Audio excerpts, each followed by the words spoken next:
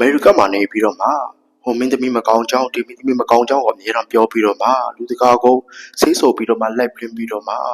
သူ့ကိုယ်သူအဟုတ်မှတ်နေတဲ့ဒါရိုက်တာပြည်ဟင်းတရားကိုအခုချိန်မှာတော့သချင်းပါထုတ်ပြီးတော့မှကိုဒေ့ကို dis ပြီးတော့မှစိန်ခေါ်လိုက်တဲ့လွှမ်းပိုင်ပဲဖြစ်ပါတယ်ဒီပြဿနာကအခုချိန်ထိကိုမပြီးပြတ်သေးပဲနဲ့သူ့ဘက်ကနေဗီဒီယိုတင်ပြီးတော့မှနောက်ဖဲတွေကိုလှမ်းပြီးတော့မှကပြောလိုက်ဒီဘက်ကလည်းအဲ့လိုမျိုးလှုပ်လိုက်နေသူတို့နှစ်ယောက်ကြားမှာအခုချိန်ထိပြိတ္တတွေရဲ့စိတ်ဝင်စားရဆုံးတရင်တပုတ်လေးဖြစ်နေပြီးတော့မှသူတို့ဘွဲကိုတော်လေးကိုစိတ်ဝင်စားနေကြတဲ့ပြိတ္တတွေလည်းတော်များများဖြစ်နေခဲ့တယ်အဲဒါကြောင့်နိုင်ငံခြားမှာနေပြီးတော့မှဟိုလူမကောင်းကြောင်းဒီမင်းသမီးဘာဖြစ်ကြောင်းဟိုမင်းသားကဘာဖြစ်နေကြောင်းဆိုပြီးတော့မှကိုခဏခဏပြောနေတတ်တဲ့ပြည်ဟင်းတရားကိုခုချိန်မှာတော့သူရဲ့နောက်ဖဲလေးတွေလှမ်းပြီးတော့မှကိုသချင်းတွေပါလုပ်ပြီးတော့ပြောလိုက်တယ်လွန်ပိုင်ကတော့တကယ်တမ်းတော့ရှူတင်တစ်ခုမှာသွားပြီးဆိုလို့ရှိရင်တော့ small လေးတွေခေါ်ပြီးတော့မှသူကပဲခေါ်တီးနေကြဆိုတာကိုအခုချိန်မှာတော့အများပြည်သူသိအောင်ကိုပြောထုတ်နေခဲ့ပြီးပဲဖြစ်ပါတယ်။ဘာကြောင့်လဲဆိုတော့ပကံမှာရှူတင်သွားလာဒါတွေရှိတယ်ပြီးရင်တခြားနေရာတွေမှာရှူတင်လုပ်နေကြတဲ့အချိန်တွေမှာ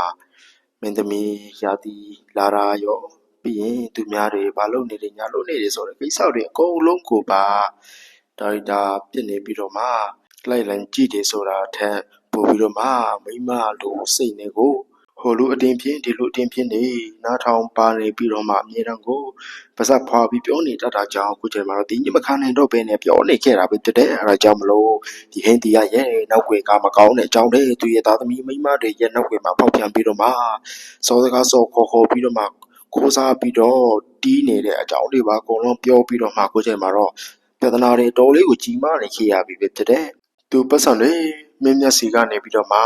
ပတ်စံနဲ့ချီလိုက်တခြားလူတွေစီမှာချီလိုက်နဲ့ချီပြီးတော့မှစောခေါ်တီးနေတဲ့ကိစ္စတွေကိုပါဆောက်ရှက်မရှိဘူးလားဆိုပြီးတော့မှကပြောလိုက်လို့ဒီဟင်းဒီကပါတော်လေးကိုတင်းနေပြီးတော့မှအခုချိန်မှာတရားနဲ့တရားပြန်လာရဖြစ်ပြီးတော့မှကိုပြဿနာတွေကြီးနေခဲ့ပါပြီမြန်မာနိုင်ငံတွေသားပြန်လည်တည်ငြိမ်ပြီးတော့မှမင်းအုပ်စိုးတဲ့နိုင်ငံပြန်လည်ပြစ်လာခဲ့ရင်ပြန်လည်ပြီးတော့မှဒီကိစ္စတွေကိုတရားဆွေးဆိုပါမယ်ဆိုပြီးတော့မှဒီဟင်းတရားဘက်ကလည်းပြောလာတယ်။လောင်ပိုင်ဘက်ကနေကောဘလို့မျိုးတွေဆက်လက်ပြီးတော့မှရှိမလဲဆိုပြီးတော့မှပြည်သက်တွေကတော့တော်လေးကိုစိတ်ဝင်စားနေတဲ့အနေထားဖြစ်နေပြီ။ဒါကြောင့်ပြည်သက်ကြီးတော့ဘလို့မျိုးထင်လဲဒီဟင်းတရားပြောတာပဲမှန်သလားဒါမှမဟုတ်ကျွန်တော်တို့ပူပိုင်းပြောတာကပဲမှန်နေသလားဒါတွေကတော့သူတို့ညောက်ရကြတဲ့မှာအတိဆုံးဆိုမဲ့ပြည်သက်တို့ကဘလို့မျိုးတွေထင်မြင်ပြီးတော့မှမှတ်ချက်တပေးချင်ပါသလဲ။